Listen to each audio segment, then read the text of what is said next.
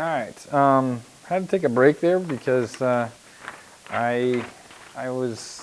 notes didn't make sense to me with this type of problem, and so I want to go back over part A again. Got a chance to kind of think through it a little bit more, and again, my notes were saying one thing and my calculations were saying another, and that was confusing me. So I apologize about that.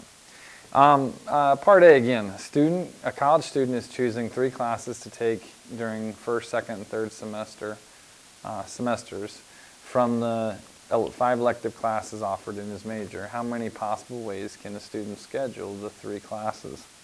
So what I want you to know is that if it's offered in your major, so yes, they're elective classes. Elective classes are usually the classes you take kind of to ramp up your GPA.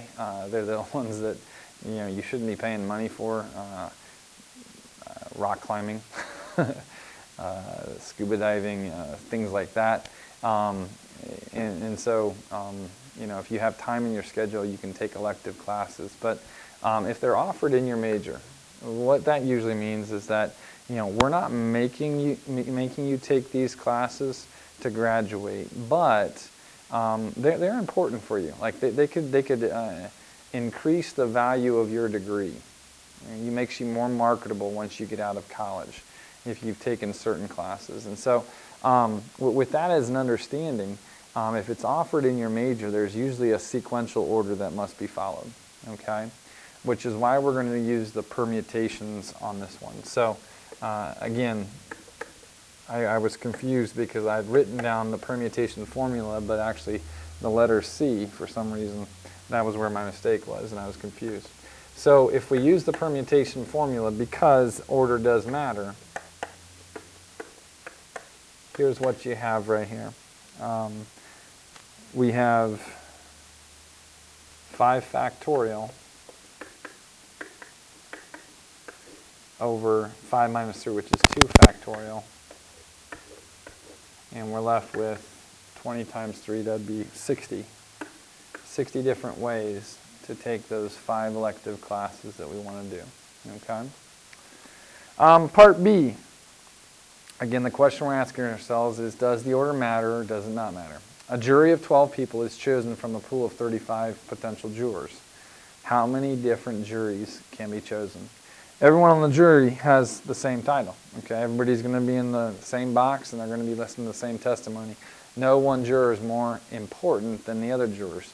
So as a result, order does not matter, and so I'm going to use the combinations rule for this. So again, we're using 35 people total with 12 potential jurors. Kind of hard to say.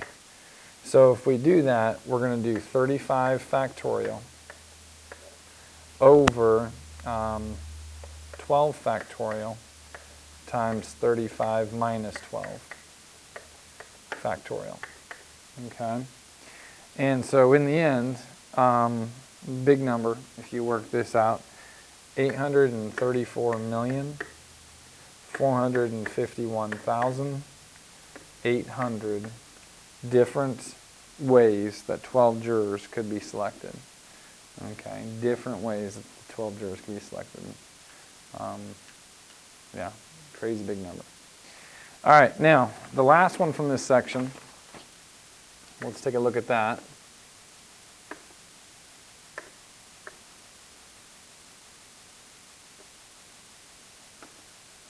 Okay. A yogurt shop allows you to choose 3 of the 10 possible mix-ins for the Just Right smoothie. How many different Just Right smoothies are possible? Okay. Well, order. Does the order matter for the mix-ins? Okay. Well, it doesn't matter the order to which you mix it in. It's still part of the smoothie, right? Okay. If I put caramel and I put sprinkles versus sprinkles and caramel, it's still the same thing. Okay. And so the order doesn't matter to which you put your toppings in. And so I'm going to use combinations here. So if we use that formula,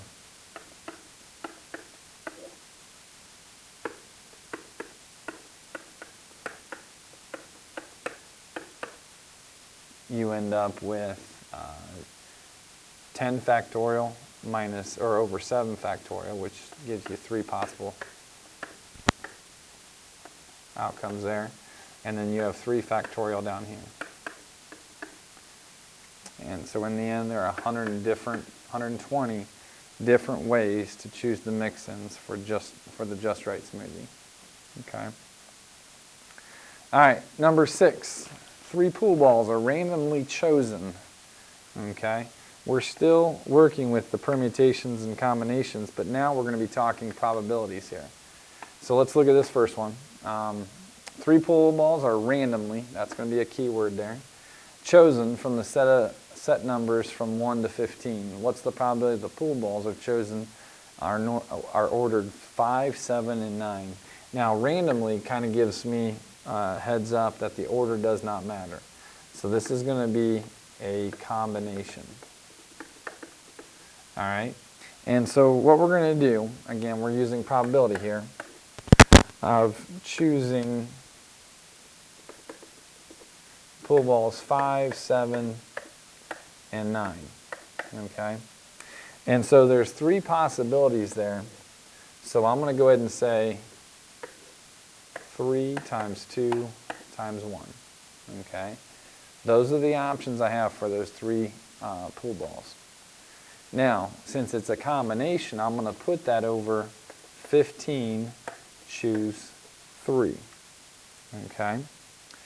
And so if we work this out, what this will look like is this.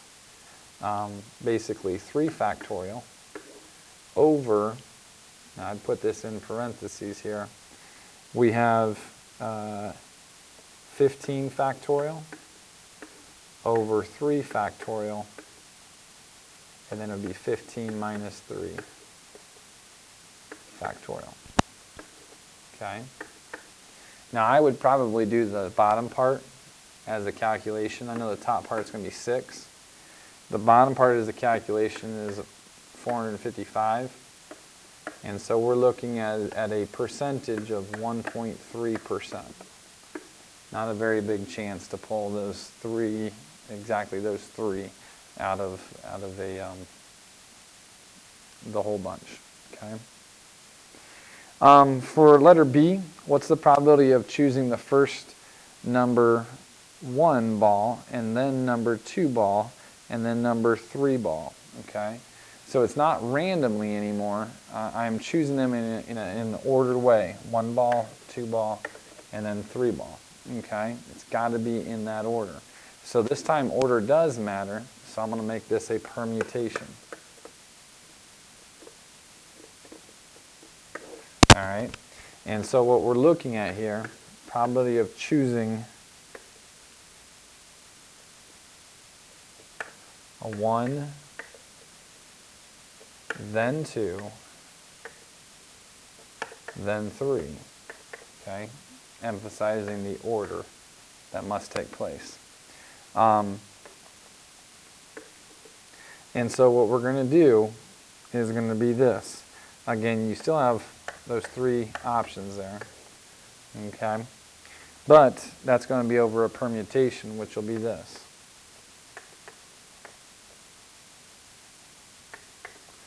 Okay, so if we work that out, this is 3 factorial over 15 factorial, 15 minus 3 factorial. Okay? And so in the end, what we end up with is 6 out of 2,730, which is approximately 0.2%. An incredibly small possibility of choosing those 3 balls in that order. Okay?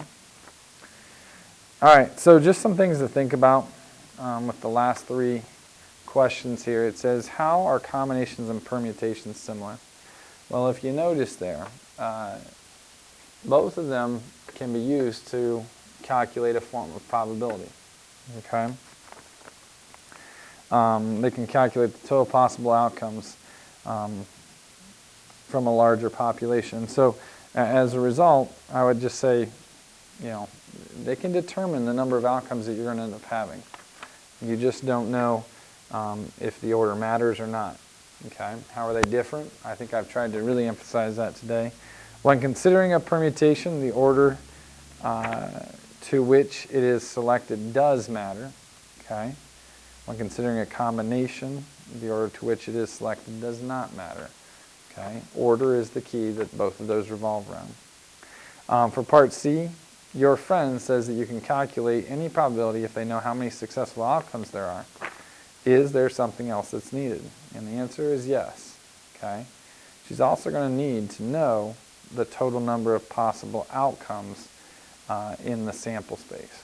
Okay, so yeah, this gives us one option, successful outcomes, but remember it's successful over total.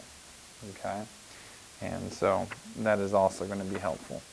All right, you have a couple of practice problems I'd like you to practice for tonight. If you have any questions, let me know. And thanks for being good listeners.